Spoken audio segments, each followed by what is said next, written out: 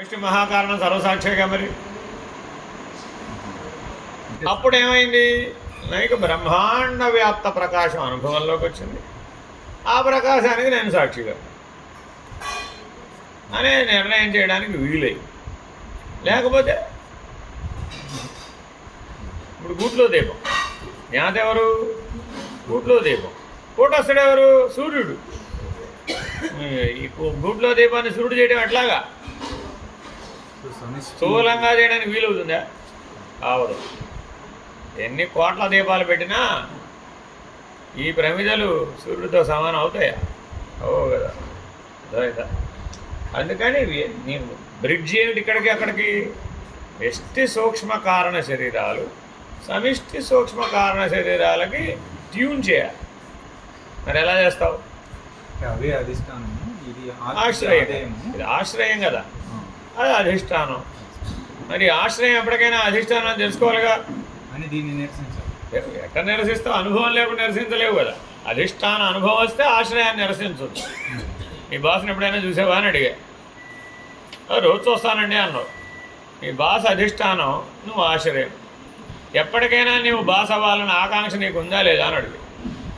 నాకు వీలైతే అవుతానండి అన్న. అంతేగా. అయినప్పుడు నువ్వు ఆశ్రయం కూడా నువ్వే ఉంటావో వేరేవాడు వస్తాడా అని అడిగి. అదేమిటండి, నేను అధిష్టాన స్థానంలోకి పోతే నా ఆశ్రయ స్థానంలోకి వేరే వాడు వస్తాడుగా, నేనే ఉంటానేమిటి అక్కడ ఇక్కడ అన్నావుగా.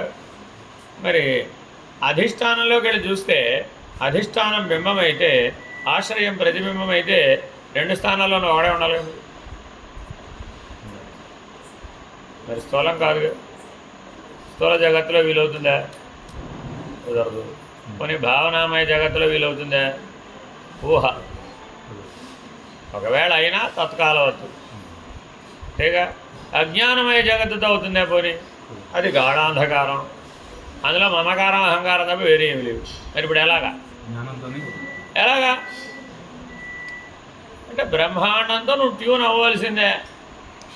అందుకని పిండ బ్రహ్మాండాలు రెండు పక్కన పెట్టుకొని దాన్ని మ్యాచ్ చేసి చూసుకొని ఇంద్రియాధిష్టాన చైతన్యం, అది దేవత, దైవం. కాబట్టి ఎప్పటికప్పుడు దేన్ని గుర్తించాలి? దేవతను గుర్తించాలి.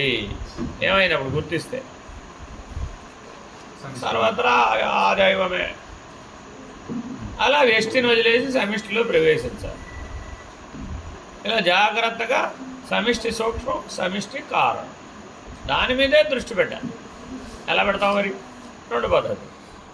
మీ ప్రాణాన్నైనా దానికి ట్యూన్ చేయవచ్చు, ప్రాణంతో పాటు మనసును కూడా ట్యూన్ చేయవచ్చు. లేదు ప్రాణాన్ని వదిలేసి ఉంటే మనసును మాత్రమే ట్యూన్ చేయవచ్చు. లేదు మనసుని ట్యూన్ చేసిన తర్వాత ప్రాణం సాధ్యం అయితే రెండింటిని ట్యూన్ చేయవచ్చు. ట్యూన్ చేయడం అదే నీవు.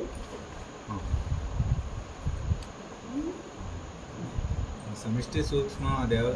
మీ అమ్మాయి వచ్చిందండి, ఆవిడ నువ్వు ఒకటే కదా అన్న. నువ్వు ఒప్పుకుంటా, ఆవిడ ఒప్పుకుంటుందా? నాకు మా అమ్మాయికి భేదం లేదంటే నువ్వు ఒప్పుకుంటావయ్యా. మీ అమ్మాయి ఒప్పుకుంటుందంటావా అంట. ఎందుకని?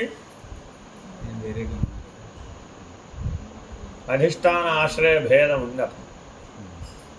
అధిష్టానం అంటే ఒప్పుకూడదండి. నేను మా తల్లిదండ్రుల మీద ఆధారపడి ఉన్నాను, అంతవరకు ఒప్పుకుంటు. నువ్వు మీ తల్లిదండ్రులు ఒకడైనా అలా ఎలా అవుతావండి? అది వ్యవహార భేదం కావచ్చు, ఆలోచన భేదం కావచ్చు, లేదా ఇతరత్ర ఆవిడ పెట్టుకున్న లిస్టులో ఏదైనా కావచ్చు. నేనేమన్నా తత్వతః మీరిద్దరు ఒకటే కదా. ఆయనలో ఉన్న ఈశ్వరుడు నీలో ఉన్నాడు, ఆయనలో ఉన్న పరమాత్మ నీలో ఉన్నాడు, ఆయనలో ఉన్న బ్రహ్మాండం నీలో కూడా ఉంది, ఆయనలో ఉన్న సప్తధాతువులు నీలో ఉన్న సప్తధాతువులు సేమే కదా, ఆయనలో ఉన్న పంచభూతాలు నీలో ఉన్న పంచభూతాలు, ఆయనలో ఉన్న పంచశక్తులు అంతా సేమే కదా. ఏమంటుంది? మీరు ఎన్ని చెప్పినా అది మాత్రం నేను ఒప్పుకోను.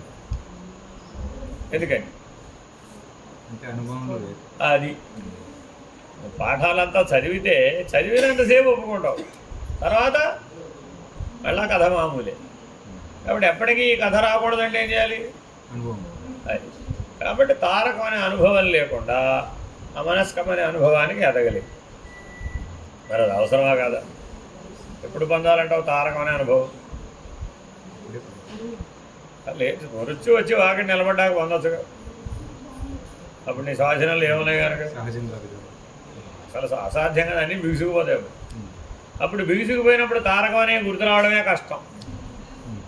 కాబట్టి నాటికి ఇప్పుడే సమయం కేటాయించి ఆ తారక బ్రహ్మం ఎవరో, ఆ స్థితి ఏమిటో అనుభూతం అనర్చుకుంటే అప్పుడు ఆ బ్రాహ్మీభూత స్థితిలో ఉంటే అప్పుడు ఆ మనస్సు. కాబట్టి ఇప్పుడు చేయాలా అప్పుడు చేయాలా? ఇప్పుడే చేయాలి. మన టైం లేదు.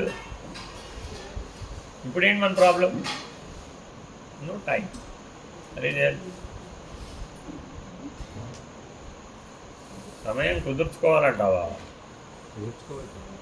2 ఏళ్ల తర్వాత ఎలాగో ఖాళీ అని రిటైర్ అయిపోతున్నప్పుడు ఎలా? అప్పుడు ఇదే పని అండి బాబు. అప్పుడు వేరే పని రాదని ఏమని చెప్తావా? ఎప్పటికప్పుడు ప్రారంభవశంలో ఇది తీసేసాం ఇంకోటి, అది తీసేసాం ఇంకోటి. ఎప్పటికప్పుడు ఏం చెప్తుంటావు? ఈ వారం రోజులు బిజీగా ఉన్నానండి, నెక్స్ట్ వీక్ నేను ఈ పనిలోనే ఉంటాను. అందుకని ప్రతి ఒక్కరూ సాంఖ్య విచారణతోనే సరిపెట్టు. మన దగ్గర స్కూళ్ళు కూడా ఎలా వచ్చేసినాయి? బోధా పద్ధతిగా విచారణగా నిర్ణయం చేసేసాం. దేన్ని? జన్మరాహిత్యాన్ని ఏకంగా అనుభవంలో నిర్ణయంలో గురువుగారు చెప్పేశారు కదా, ఇంకా నువ్వు ఆ నిర్ణయంలో ఉండడమే అన్నావు. వాడికి ఉండడం రావద్దు. వాడి గొడవ ఏంటి? నేను ఉండలేకపోతున్నాను మహాప్రభో. ఇప్పుడు ఈ సమస్యకి పరిష్కారం ఎవరు కనుక్కోవాలి? శిష్యుడు కనుక్కోవాలా, గురువుగారు కనుక్కోవాలి? లక్షణత్రయంతో సమిష్టి దేవతలు ప్రధానమని అంతా విచారణలో భాగమే. అక్కడ కూడా విచారణే కదండి. అంతా విచారణే. తారకం కూడా విచారణ. నేను చెప్పినా దాన్ని కూడా విచారణతోనే పూర్తి చేస్తానంటున్నావు. చేయవచ్చు. ఎప్పుడు? నీకు తలుచుకోగానే బ్రాహ్మీభూత స్థితి వచ్చేటట్టు. రెప్పపాటులో జ్ఞాత కూటస్థుడిగా ఉండడం వస్తే యాక్సెప్ట్. ఉండగలిగిన వాడికి ఓకే. ఉండలేనంటే ఏం చేయాలి మరి? ఇంటర్మీడియట్లో కాన్సెప్ట్ సరిగా రాలేదండి, బీటెక్ సరిగా అర్థం అవుతుందా? అర్థం కాదు. అందుకని బీటెక్ ఒకప్పుడు బీటెక్ ఫస్ట్ ఇయర్లో టెక్నికల్ సబ్జెక్ట్స్ ఉండేవి, ఎత్తొత్తర పడేసాం, అందరికీ వడ్డే పెట్టేసాం. ఎందుకని? ఇంటర్మీడియట్ సరిగ్గా నేర్చుకుని రావట్లేదు. ఆ ప్రాబ్లం కామనాలిటీ అందరిలో వచ్చేసింది. పరిష్కారం ఏం చేశారు? హోల్సేల్గా ఇంజనీరింగ్ కాలేజీలో అందరూ కూర్చొని మాట్లాడుకున్నారు. ఏం చేద్దాం? ఓడి పెట్టి ఓడి తీసేస్తే ఇదంతా ప్రమాదం వస్తుంది. హోల్సేల్గా ఒక డెసిషన్ తీసుకున్నారు.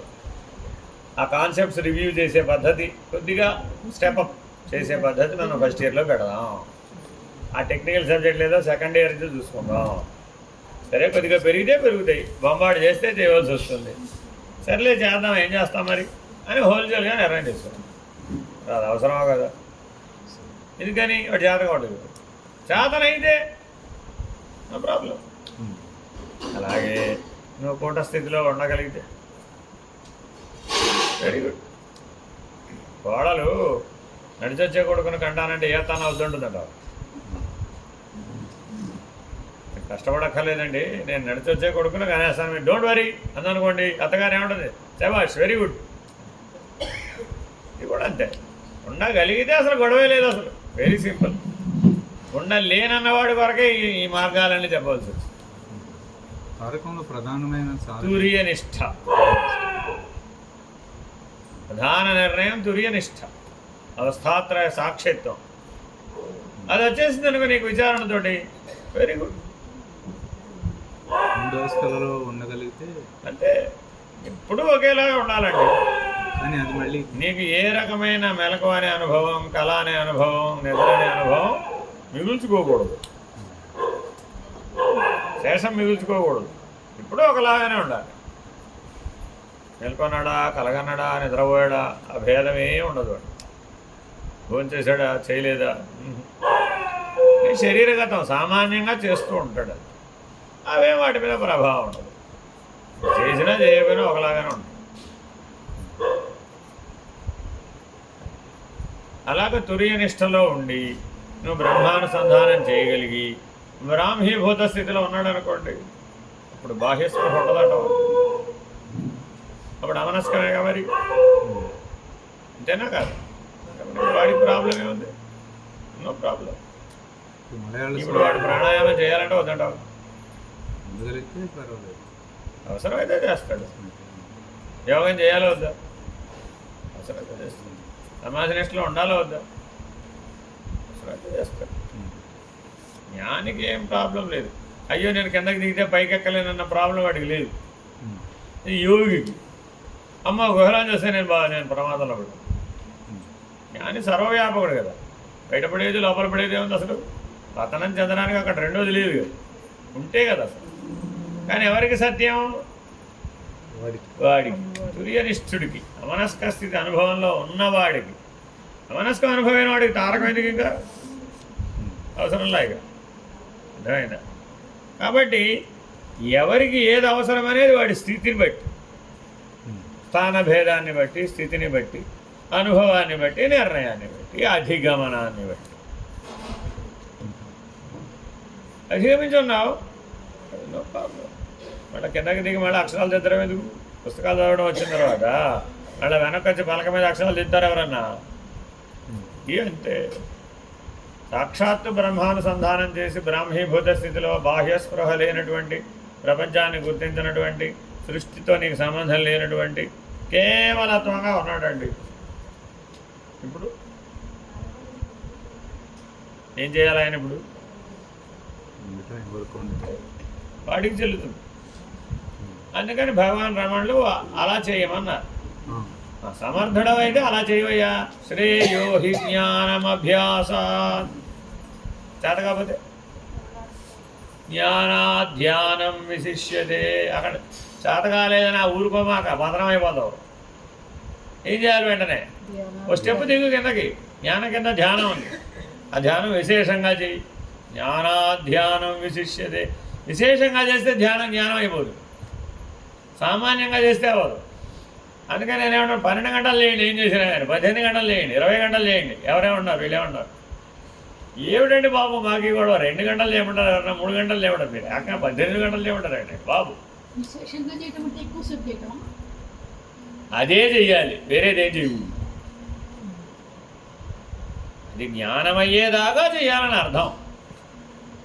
జ్ఞానాధ్యానం విశిష్టత అంటే అర్థం ఏంటి? ధ్యానమే జ్ఞానంగా పరిణతి కలిగిస్తుంది. ఆ పరిణతి కలిగే వరకు చెయ్యమని. అక్కడ గంటలో నిమిషాలు ఎక్కడ ఉంది? నీకు అర్థం కావడం కోసం ఇలా చెప్పాల్సి వస్తుంది. అమ్మ 4 సంధ్యల్లో చేయండి అమ్మా, ప్రతి సంధ్యలో గంట చేయండి అమ్మా, ముందు తర్వాత 2 గంటలు చేయండి అమ్మా, తర్వాత 3 గంటలు చేయండి అమ్మా. వరుసగా చేయమంటే చేయగలుగుతావేంటి? చేయలేవు కదా. మరి స్వామి నిర్భయానందులు సాయంత్రం కూడా 7ంటికి లోపలికి వెళితే తెల్లారి 5 దాకా బయటకు వచ్చేవాడు. మరి సమాధినిష్ట అంటారా, ధ్యాననిష్ట అంటారా, ఏ పేరు పెడతారు దాన్ని? 2 గంటలు మరి ప్రత్యక్ష సాక్షి నేనే. అలా ఉండాలయా అనేవారు. ఉండగలగడం అంటే ఎన్నో స్థాయిలు ఉన్నాయి, ఎన్నో స్థానాలు ఉన్నాయి, ఎన్నో స్థితులు ఉన్నాయి. అంటే కేవలం పుస్తకాల్లో చదివేసేది ఇలాగే అంటే లాభంలా. లైవ్లో చూడాలన్నమాట. మనం సజీవ సద్గురు సాన్నిధ్యంలో ఉండి ఆ ఉండడం అంటే ఏమిటో మీకు తెలియదు. ఆయన ఉంటున్నాడుగా, మరి నేనెందుకు ఉండలేకపోతున్నానికి బేరీజ్ వేసుకోవడానికి వీలు. ఇట్లా చాలా జాగ్రత్తగా చేయాలి.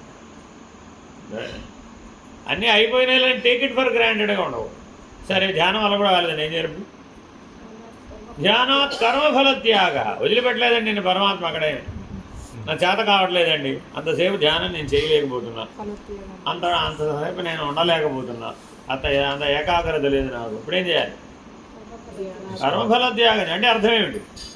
సర్వీస్, నిష్కామ కర్మ. వీడు 10 మందికి సహాయపడు. ఆ సహాయం చేసేప్పుడు ఈశ్వరుడికి సహాయం చేస్తున్నాను, మాధవ సేవగా భావించు. ఎవరికైతే అవసరమో వాళ్ళు అడగకుండా వీడి సహాయం చేయి, థ్యాంక్స్ ఎక్స్పెక్ట్ చేయకుండా సహాయం చేయి. ఏ స్థాయిలో అయినా కావచ్చు. అది స్థూలమా, సూక్ష్మమా, కారణమా, మహాకారణమా అని ప్రశ్న కాదు. ఈ ప్రపంచంలో ఆధ్యాత్మిక సహాయం అవసరం లేని వాళ్ళు లేరా? ఎవరు? బోర్డు మీద ఉన్నారు, చేయొచ్చుగా. మరి మనకేం రాదు ఇప్పుడు ఒళ్ళు పుస్తకాలు చదివేశాం కదా, చెప్పొచ్చు కదా. ఆ తరం ఏది వీళ్ళు తరం మిస్సింగ్, ఈ తరం ఉందండి ఇప్పుడు యంగ్స్టర్స్, వాళ్ళకేం తెలియదు కదా, వాళ్ళ కనీసం బుకిష్ అలాంటివి కూడా లేదు కదా. మరి అలాంటి వాళ్ళ దగ్గరికి వెళ్ళి ఎందుకు ధైర్యం చేసి చెప్పలేకపోతున్నాం? మన దగ్గర ధైర్యం లేదు కదా, మన మీద మనకే డౌట్ ఉంది కదా. తిరిగి వాడు ప్రశ్నిస్తే సమాధానం చెప్పగలుగుతామో లేదో అని సందేహం. వాళ్ళేమో ప్రశ్న లేకుండా వినేవాడు కాదు. 70-80 ఏళ్ళ బ్యాచ్ అయితే ప్రశ్న లేకుండా వింటారేమో, కానీ చిన్నపిల్లలు ప్రశ్న లేకుండా వింటారా? ఏమి వినరండి. మూడు చెప్పగానే ఆగండి, కొద్దిగా ఆగటం. ముందు నేను అడిగిన సమాధానం చెప్పు, అక్కడ ఉంది. నేను అడిగింది చెప్పు ముందు, తర్వాత నువ్వు అడిగింది చెప్తాను. అది యంగ్స్టర్స్ విధానం అంతే. మీరు కూడా అప్పుడు అంతే ఉన్నారు 25 ఏళ్ళ. మరి అలాంటి వాళ్ళని మనం సంస్కరిస్తేనే కదా తెలుసుగా. తెలుసు అన్న వాళ్ళందరూ ఏం చేయాలి? తెలియని వాడికి చెప్పాలి కదా వీళ్ళు. మరి అది యోగమో జ్ఞానమో విచక్షణో విజ్ఞానమో వివేకమో ఏ పేరన్నా పెట్టుకో, వాడికి ఏది అవసరమో అది నేర్పు, సహాయమే. స్థూలంలో కూడా సహాయం చేయవచ్చు. చేతకాని వాడు ఉంటాడు, వీధులు కట్టలేని వాడు ఉంటాడు, భోజనం లేనివాడు ఉంటాడు, వస్త్రాలు లేనివాడు ఉంటాడు, ఇల్లు లేనివాడు ఉంటాడు. వాడికి నిలబడడానికి సహాయం చేయవచ్చు. శాంతం జరిగిలబడ్డాడు, ఎవడకోడికి సహాయం చేయి, ఓ కుటుంబానికి సహాయం చేయి, ఓ 10 మందికి సహాయం చేయి, నీ శక్తి అనుసారం చేయి. ఏం చేసినా దేని పెట్టి చేయాలి? శక్తిని అనుసరించి చేయాలి. అర్థమేనండి? అలాగే చెప్తున్నప్పుడు నువ్వు అలా ఉంటున్నావా అని ప్రశ్నిస్తుంది లోపల. ఆ తర్వాత గొడవ. ఎప్పుడైతే బోధించడానికి పూనుకుంటావో you will be judged 100 times. బోధించకపోతే you will be judged only 1 time. అదే బోధకు పూనుకున్నామండి, అప్పుడు అడుగుతుంది అది. ఆచరంతి ఆచార్య వాళ్ళు ఏమడుగుతారు? మీకు చేయడం వచ్చండి. వాడు అడిగిన అడగకపోయినా లోపల నుంచి వస్తుంది. అప్పుడు నువ్వు చెయ్యాలి కదా. మరి నువ్వేదో చెప్పావయ్యా, సమ ప్రాణాయామం చెయ్యండి ఏమంటారు వాడు? చేసు కుంభక యోగం చేస్తే జ్ఞానం వస్తుంది. ఆచరంతి ఆచార్య. బంధత్రయం వేస్తే మనసు అటు ఇటు కదలదు, రెప్పపాటులో కదలదు. ఏమిటా బంధత్రయాభ్యాసం అంటే? ఎటు కదలదు, ఫినిష్డ్, సున్నాకు వచ్చేస్తుంది. ఆలోచనారహిత స్థితి సాధించడానికి ఏం కుస్తీ పట్టక్కర్లేదు, ఆ టెక్నిక్ వాడితే చాలు. రెప్పపాటులో మనసు సున్నాకు వచ్చేస్తుంది. దాన్ని ఏం బతిలాడక్కర్లేదు. ఇప్పుడు మనం ఎంతకాలం బతిలాడుతున్నాం దాన్ని? అటుబోమాకే ఇటుబోమాకే, నేను చెప్పిన మాట వినవే, అటుబో ఎంత బతిలాడితే వింటుందంటావా? కాసేపు విన్నట్టే ఉంటుంది, మళ్ళీ ఇటు పోతుంది. అదే బంధత్రయం అభ్యాసం చేస్తే మనసు వింటుంది. ఇంకా అయిపోయినట్టే. వింటానుగా మనసే లేదు అక్కడ, అంతే, సున్నాకు వచ్చేసింది, అంతే, అదేమీ లేదు. ఫినిష్.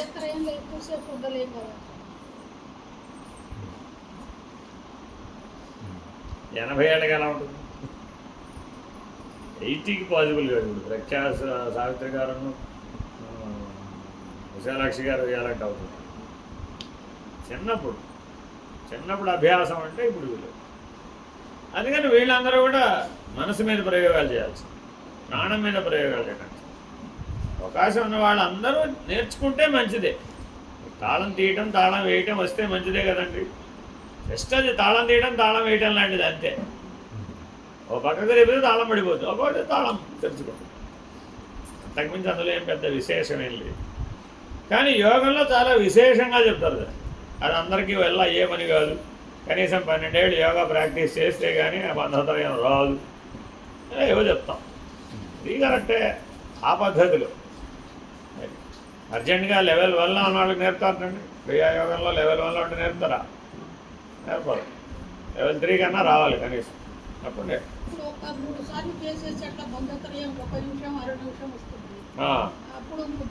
అప్పుడు మనసు ఆగిపోయిందా లేదా? అప్పుడు మనసు ఆగిపోయిందా లేదా అది గుర్తించాలి. అప్పుడు ఏం చేయాలి? మనసు ఆలోచనారహిత స్థితికి, ఆగిపోయిన స్థితికి చేరుకుంది, అది గుర్తించి అలా ఉండాలి, అంతే. అప్పుడు మళ్ళీ వేయక్కర్లేగా, అలా ఉంటే అయిపోతుంది. మన గొడవ ఏంటి ఇప్పుడు? మనసు ఆలోచన ఆరహిత స్థితిలో ఉండడం, గుర్తించలేకపోతున్నాం. మనసునే పట్టుకుని, మనసుకు పరిష్కారంగా పెట్టి మనసు లేని స్థితిని గుర్తించమంటే చేత కావడాలి మనకి. ఏం చేయాలి మరి? సరే ఇంకో టెక్నిక్ వాడవమ్మా, ఇప్పుడు ఏం పోయింది, ఈ తాళం చేత తర్వాత ఇంకో తాళం చేతుంది. అప్పుడేమైంది? రెప్పపాట్లో మనసు ఆగిపోయింది. ఓహో, మనసు ఆగిపోయినా నేనున్నాను, అది గుర్తించడం అంటే. ఇప్పుడు ఏమైంది? మనసు లేకపోతే నేను లేను అనుకుంటున్నాను, అది వచ్చింది. లేదంటే బుద్ధి లేకపోతే నేను లేను అనుకుంటున్నాను. నిద్రలో సాక్షిగా ఉంటే బుద్ధి లేదు. అది ఇట్లా ఎప్పుడు పడితే అప్పుడు వేసి ఎప్పుడు పడితే అప్పుడు సాక్షిగా ఉంటాం. వచ్చిందనుకోండి, ఇప్పుడు నీ చేతిలో హ్యాండ్ టూల్ కదా అది. సందర్భానుసారం వేసి సందర్భానుసారం ఉపయోగించుకొని మనసు లేని స్థితిని మనం నిలబెట్టుకోవచ్చు. ఇప్పుడు మన ఏవ మనుష్యాణం కారణం బంధమోక్షయో బంధై విషయాసక్తం ముక్త్యై నిర్విషయం మనః. ఇప్పుడు మనసు నిర్విషయం చేయడానికి ఎంత టైం పట్టింది? బంధత్రయంతో ఫ్రాక్షన్ ఆఫ్ సెకండ్స్. అదే బతిలాడితే ఏళ్ళు గుళ్ళు పడుతుంది. అయితే అలా లొంగితే మటుకు లాంగ్ టర్మ్ లొంగడం, అది జీవితకాలం ఉపయోగపడుతుంది. ఇలా వేసినా దాన్ని లొంగేట్టు ఉంచుకోవడం అవసరం. బుద్ధి ఒక ఆర్డర్ పాస్ చేస్తే వింటే మంచిదే, వినాలి కదా. అది ధ్యానాత్ కర్మఫల త్యాగాత్ శాంతిరనంతరం. ఏం త్యాగాత్ శాంతిరనంతరం? కర్మఫల త్యాగంలో కర్తని త్యాగం చేయాలి, లేకపోతే అది కర్మఫల త్యాగం అవ్వదు. కర్తృత్వ త్యాగం అనరిస్తే అప్పుడున్న స్థితి శాంతే. అయ్యో, నీకు దానికి మధ్య గోడాట ఉంది. కర్తృత్వ త్యాగం అదేనండి. కర్తృత్వ త్యాగం చేస్తే శాంతే, కర్త ఉంటే అశాంతే, అంతే, వేరే ఇంకేమీ లేదు. కాబట్టి ఎప్పటికైనా మనం ఏం చేయాలి? నేను కర్తను కాదు. తర్వాత మెట్టు అలా దిగొచ్చావో అలా మళ్ళీ పైకి వెళ్ళు. శ్రేయో హి జ్ఞానమభ్యాస జ్ఞానాధ్యానం విశిష్యతే ధ్యానాత్ కర్మఫల త్యాగాత్ శాంతిరనంతరౌ. ఇది నిత్య జీవితంలో సాధనలో ప్రాక్టీస్లో పెట్టాలి. సాధన చేస్తున్నానండి అంటే ఏం సాధన చేస్తున్నామంటే ఏం చెప్తున్నాం మనం? పొద్దున్న లేస్తున్నానండి, మీరు లేస్తున్నారు కదా 4ంటికి, అప్పుడే లేస్తున్నాను నేను. ఏం చేస్తున్నావు?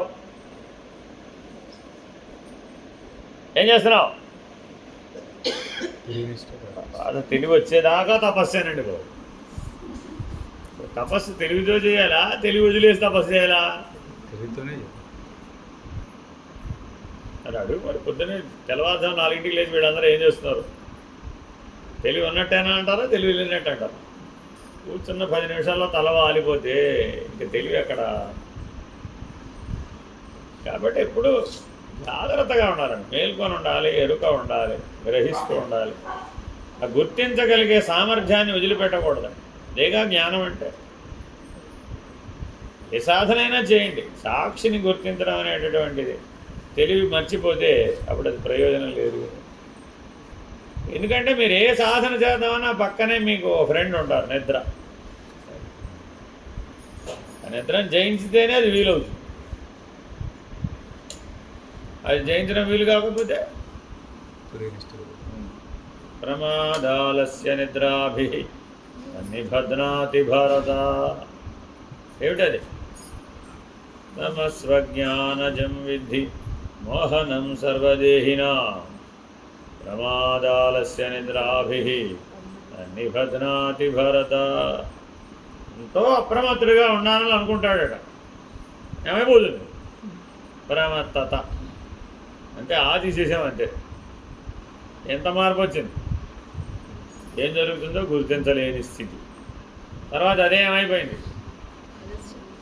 ఆలస్యంగా మారిపోయింది. ఎందుకు ఆలస్యంగా మారింది? ఆ టైం అయిపోయినాక అబ్బా 3 గంటలు ధ్యానం చేశానండి, అని చెప్తాడు లేచిన తర్వాత. అంతేనా కదా? ఏం పరిణామం వచ్చింది అన్నాం. అదేమిటి మీరు 3 గంటలు ధ్యానం చేయమన్నారు కానీ మిగిలిన ప్రశ్నలు ఇప్పుడే వేస్తారండి. మళ్ళీ రేపు ధ్యానం చేసినాక చెప్తాను. ఇప్పుడు అయిపోయింది కదా వాళ్ళకి ధ్యానం. ఈసారి మళ్ళీ రేపు చేస్తా కదా ధ్యానం. అప్పుడు మీరు అడిగిన ప్రశ్నకు సమాధానం.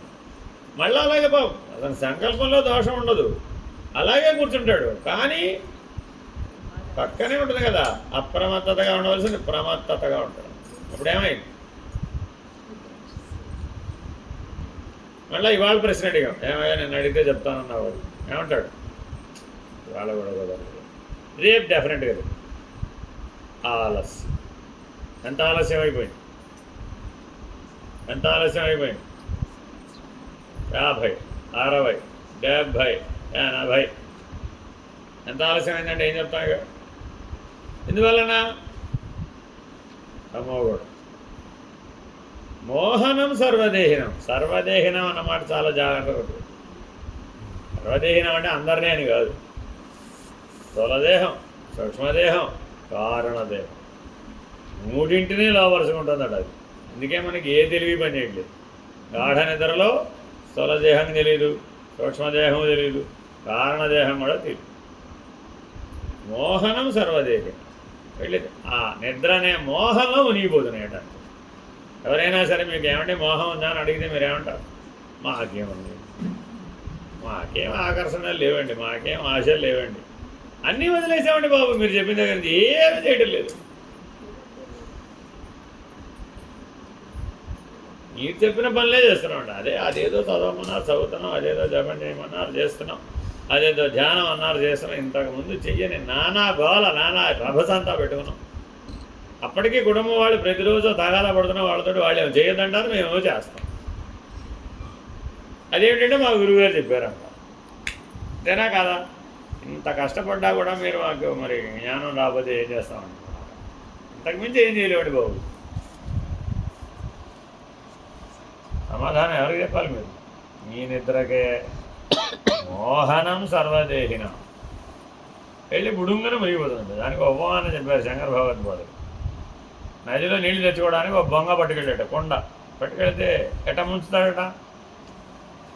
ముందు కొద్దిగా బుడబుడా శబ్దం వస్తుందట, తర్వాత శాంతం మునిగిందట.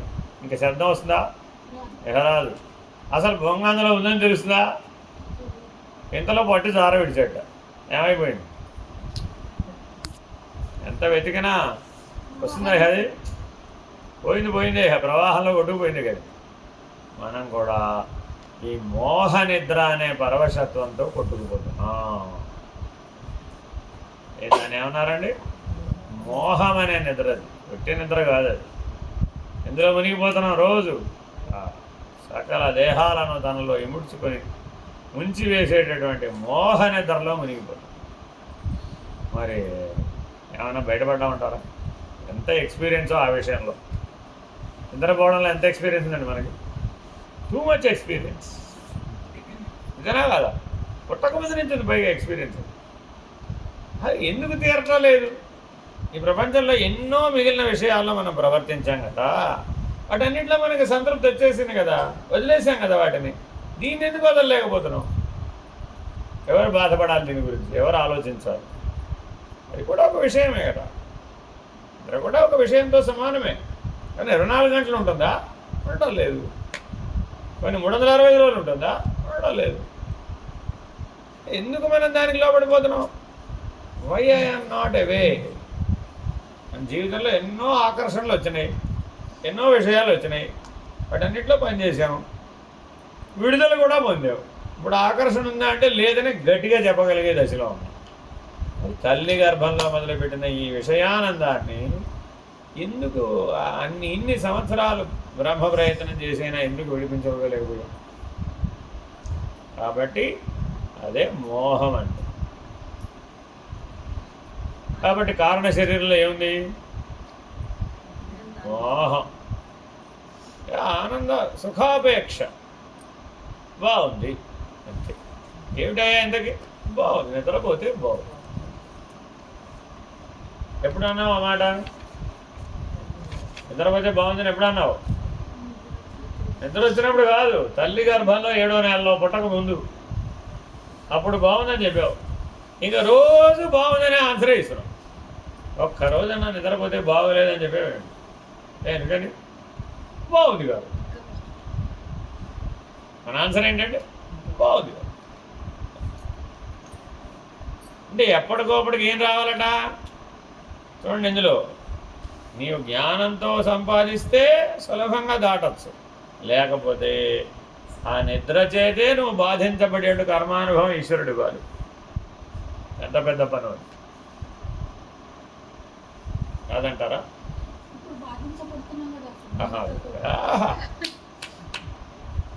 నిద్రలేమి వ్యాధి చేత బాగా పీడించబడితే, బాగా బాధించబడితే అప్పుడు నిద్రలో ఉన్న సుఖం బాగా తెలుస్తుందో తెలియదు. ఎంత ప్రయత్నం చేసినా నిద్ర రాదమ్మా, ఎన్ని నెలలైనా రాదు.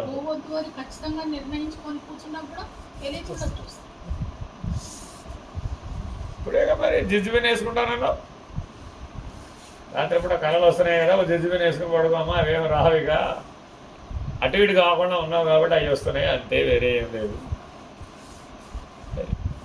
ఆవిడకి లింక్ అట్ట పెట్టండి, అది అర్థమైందండి. సో ఇవన్నీ జీవితకాలం అండి, ఇవన్నీ యాక్చువల్ ప్రాబ్లమ్స్.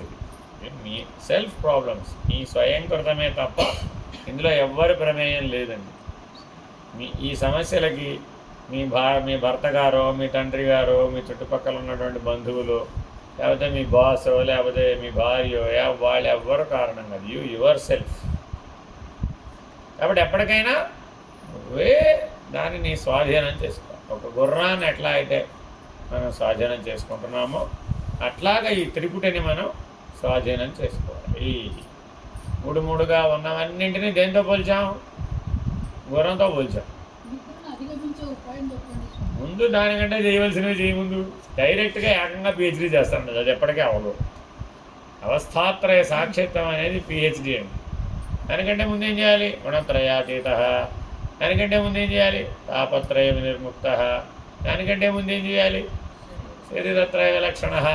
దానికంటే ముందేం చేయాలి? పంచకోశ వ్యతిరేకం. ఈ ముందు ఏమీ చేయకుండా నేను స్ట్రైట్గా అక్కడ అటాక్ ఇస్తానండి అంటే వినొద్దు. అది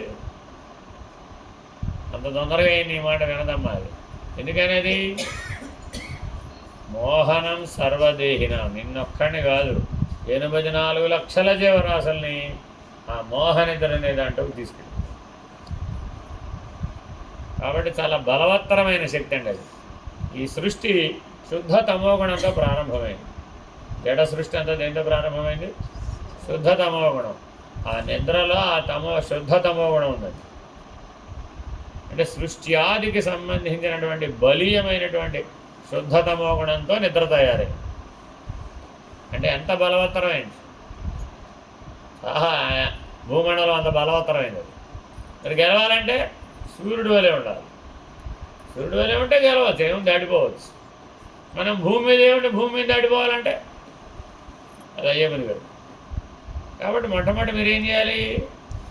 సూర్యుడు వలె ఉంటాను నేర్చుకోవాలి. పంచకోశ వ్యతిరిక్త, శరీరత్రయ విలక్షణ, తాపత్రయ వినిర్ముక్త, గుణత్రయాతీత. ఈ 4 ద్వారా మీరు సాక్షి. ఆ సాక్షి సూర్యుడు, ఆ సాక్షి ప్రకాశం. అలా ఉంటే వెళ్ళిపోవచ్చు. అప్పుడు భూమి ఆకర్షణ మీ మీద పంచి ఆ శుద్ధ తమోగుణం మీ మీద ప్రభావితం కాదు.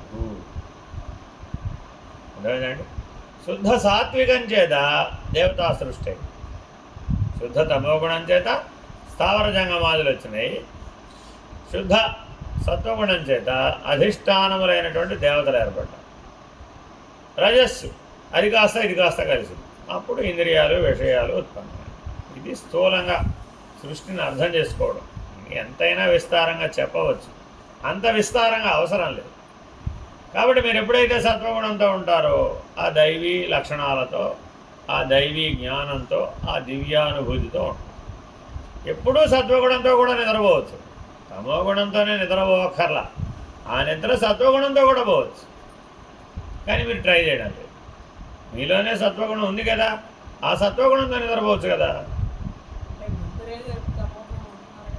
అదేనమ్మా, గుణాన్ని మార్చి జీవించడం అనేది గుణత్రయాతీతంలో నీకు రావాలి. నీకు ఒక వృత్తి కలిగిందమ్మా, ఆ నిద్ర వృత్తిలో భాగమే కదా, ఆ వృత్తికి వెనక గుణం ఉంటుంది కదా. ఏం చేయమన్నారు? అధిగమించాలి అంటే గుణాన్ని మార్చి చేయమన్నారు అంతే. బాగా ఉప్పులు కారాలు మసాలాలు తినడం అలవాటు అయిపోయిందమ్మా, అభ్యాసం అయింది. మార్చుకోవాలంటే ఏం చేయాలి?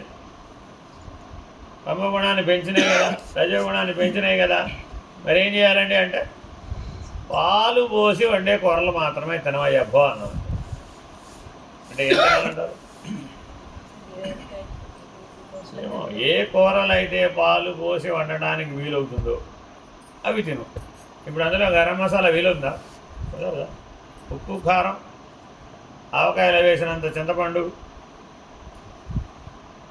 కుదురుతుందంత పులుపు షడ్రుచులు వీలవుతాయా? ఒకటే రుచి ఉంటుంది అందులో. ఏమిటది? అంతే.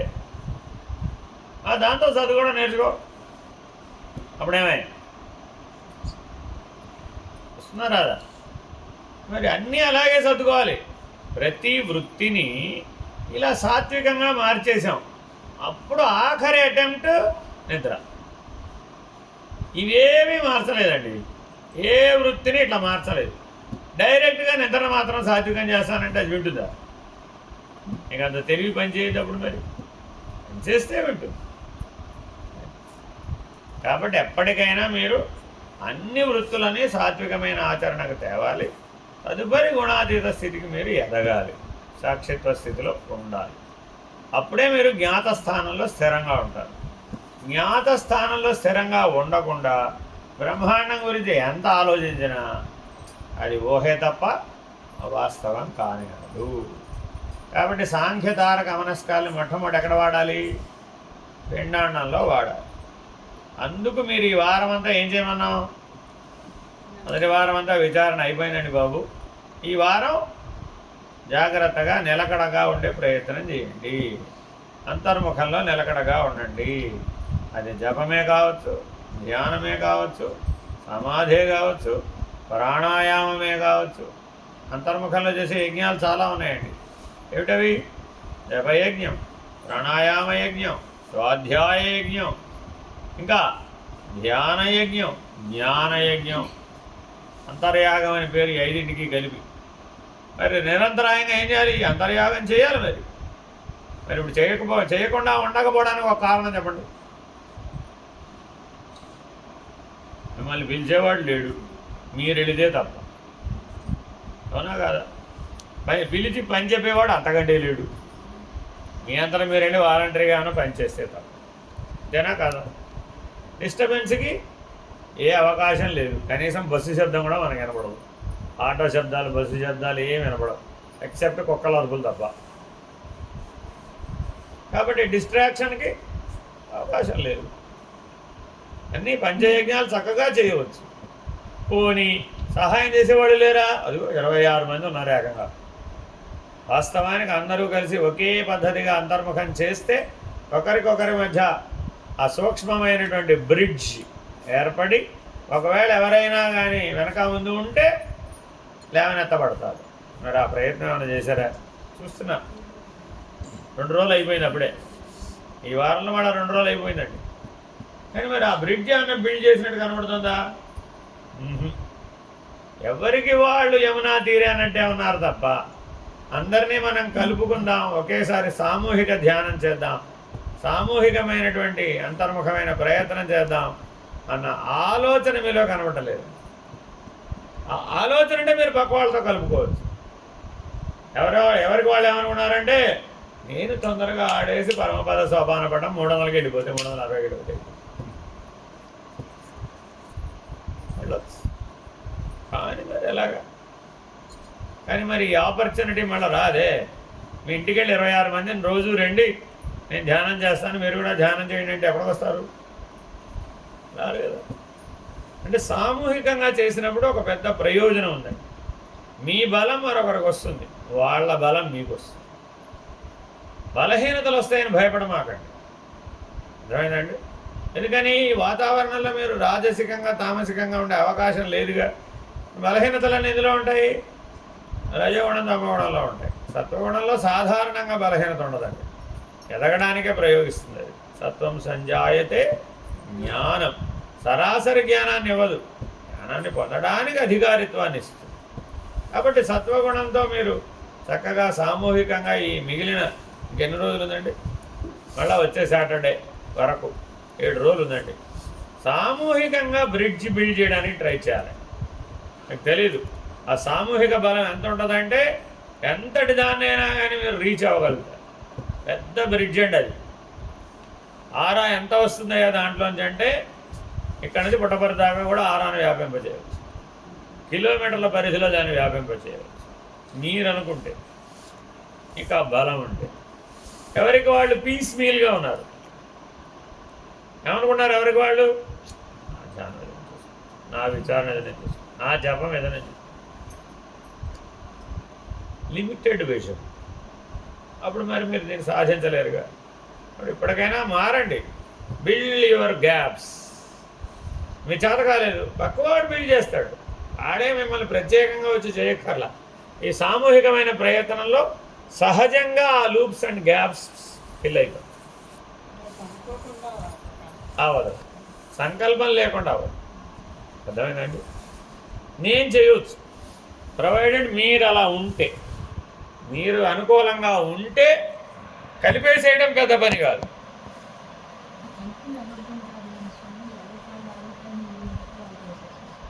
ఇప్పుడేం చెప్పాను? నా ఉసిరికాయ నాదే, నీ దోసకాయ నీదే, నా కొబ్బరికాయ నీదే. ఎవరి కొబ్బరికాయ వాడిదే, ఎవరి దోసకాయ వాడిదే, ఎవరి గుమ్మడికాయ వాడిదే, ఎవరి ఉసిరికాయ వాడిదే. అంతే. మొదలు పెడతారండి, సరిగ్గా ఎదురువాడి కుదిరే లోపల వీడు వెళ్ళిపోతాడు, మళ్ళా వీడొచ్చి కుదిరే లోపల వీడు వెళ్ళిపోతాడు. చూస్తున్నా ఎక్కడన్నా ఈ బ్రిడ్జ్ కలపడానికి వీలవుతుందని వారం 8 రోజుల నుంచి వెయిట్ చేస్తున్నాం. అసలు ఆ ఆలోచనే ఎవరికి తట్టటం లేదు. కలియుగంలో ఏమిటి శక్తి? కలవు సంఘే శక్తి. మరి కలిసి ఒకే ఆలోచన, కలిసి ఒకే సాధన, కలిసి ఒకే లక్ష్యం కోసం శ్రమించడం, అది కదా సంఘం అంటే. అప్పుడు కదా అది సాధించబడేది. కాబట్టి నిద్రపోతున్నా ధ్యానం చేయవచ్చు. అర్థమైందండి? నిద్రని ధ్యానంగా మార్చుకోవాలి, నిద్రని సమాధిగా మార్చుకోవాలి. ఈ మార్పు మీరు చేయగలిగితే అప్పుడు సాత్వికమైన నిద్రపోవచ్చు. నిద్రని ధ్యానంగా మార్చుకోకపోతే మీరు తమగుణంలో మునిగిపోవలసిందే. కాబట్టి చాలా జాగ్రత్తగా ఇవాళ నుంచి ఎరుకతో నిద్రపోండి, తెలివితో నిద్రపోండి, సాత్వికమైన నిద్రపోండి. కనీసం ఈ 40 రోజుల్లో నిద్రని ధ్యానంగా మార్చుకుని ఇంటికి వెళ్ళండి. అప్పుడు కనీసం అది మీకు ఉపయోగపడుతుంది. నిద్రను సమాధిగా మార్చుకుంటే ఉత్తమమే. కనీసం ఏం చేయొచ్చు? నిద్రని ధ్యానంగా మార్చుకోవచ్చు. దానివల్ల ఏం ప్రమాదం రాదు.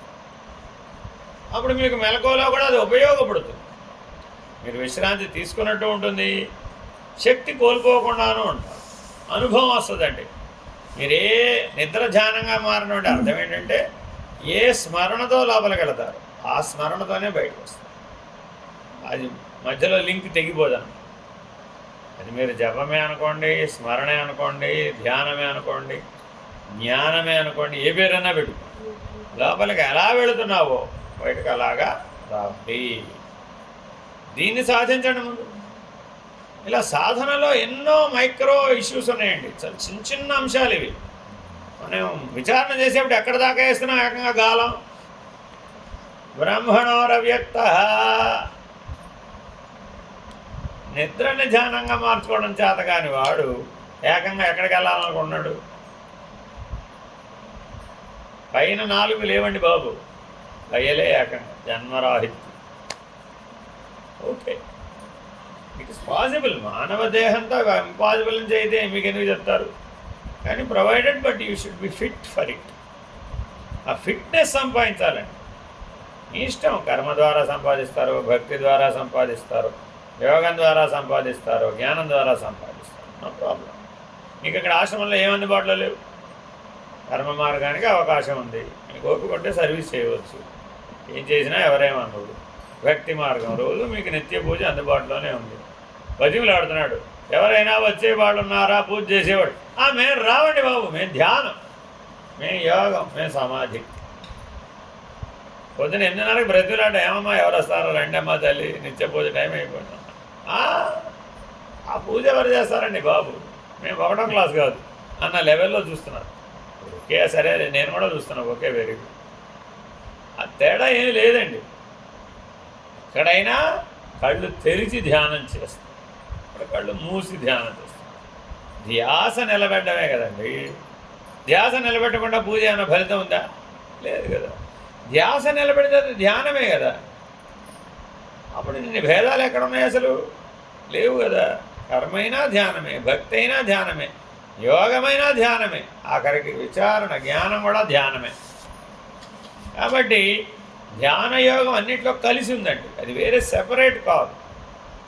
కాకపోతే కాలాంతరంలో ఏమైపోయిందంటే మనకు మరీ మట్టి బుర్రలు ఎక్కువైపోబట్టి అర్థం చేసుకోలేకపోతున్నారు. వాళ్ళు ప్రత్యేకంగా మేము ధ్యానమే నేర్పుతామనే సంస్థలు పుట్టుకొచ్చింది. ఇప్పుడే పుట్టలా, చాలా కాలమైంది, 50 ఏళ్ళు అయింది పుట్టి. అందరూ ధ్యానం ధ్యానం ధ్యానం ధ్యానం అంతే.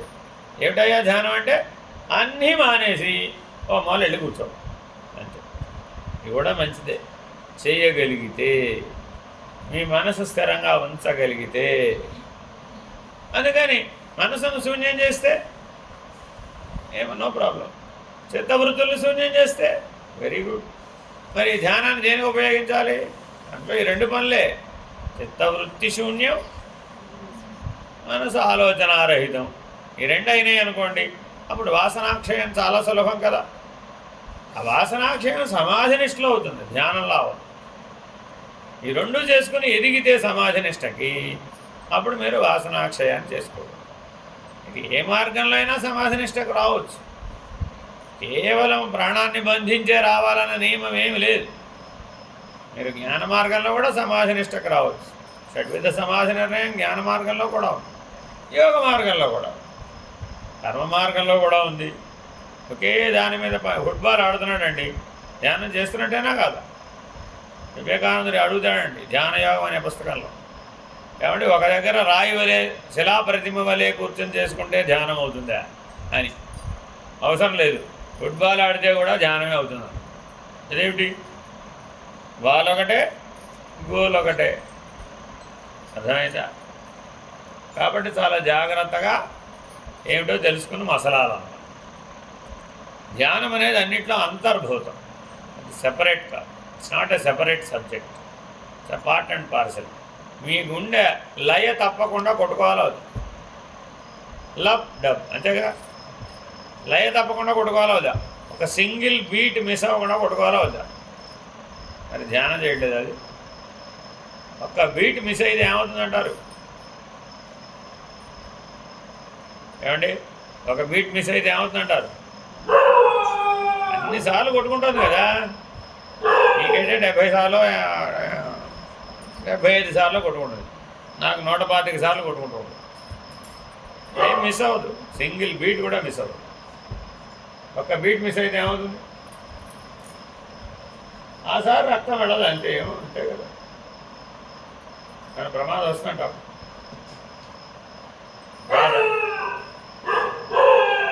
ఏ ప్రమాదం వస్తుందో మనకి తెలియదు. అర్థమైందండి? ఆ ఒక్కసారే మెదడుకు వెళ్ళేటప్పుడు ఆ బీట్ మిస్ అయింది అనుకోండి, ఏమవుతుంది?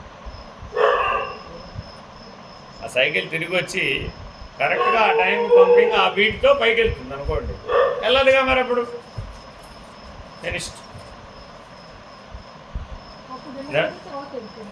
అమ్మా తర్వాత వెళ్తుంది బ్రతికుంటే.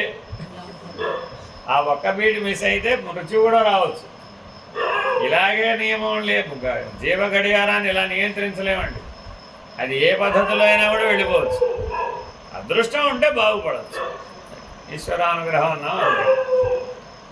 అదేంటంటే చాలామంది ఇప్పుడు ఆవిడ కూడా పెరాలసిస్ వచ్చి బయటపడిపోయిందిలే, అందుకని చెప్తుంది. తర్వాత మళ్ళీ పనిచేస్తుంది, బయటపడింది కాబట్టి చెప్తుంది అంతే. ఇలా హార్ట్ అటాక్ల నుంచి బయటపడ్డవారు అలా అనేక రకాలు వస్తాయండి.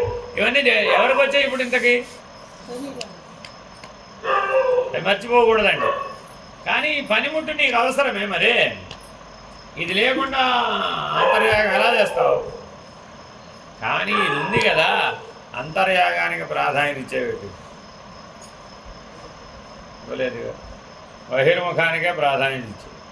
కాబట్టి ఇప్పటికైనా మనసు మార్చుకొని అంతర్యాగం చేయడం నేర్చుకోవాలి, అభ్యాసం చేయాలి. అడ్డం వచ్చిన వాటి ఎడల ఏం చేయాలి? వైరాగ్య దృష్టి కలిగి వదిలేయాలి. పుట్టిగా వదిలేస్తే మళ్ళీ వచ్చేస్తాయి అవి. దానికి ఏం జోడించాలి? వైరాగ్య దృష్టిని జోడించి వదిలేయాలి. అప్పుడు రావి. ఊరికే పొమ్మన్నాం అనుకో, ఒక గాలికి పోతే మళ్ళీ ఇంకో గాలికి వచ్చేస్తాం. అందుకని శాశ్వతమైన పద్ధతి ఏమిటయ్యా అంటే వైరాగ్య దృష్టిని జోడించి సింపుల్ యాజ్ ఇట్. అర్థమేనండి. హరి ఓం శ్రీ గురుభ్యో నమః. హరి ఓం నారాయణ నారాయణ.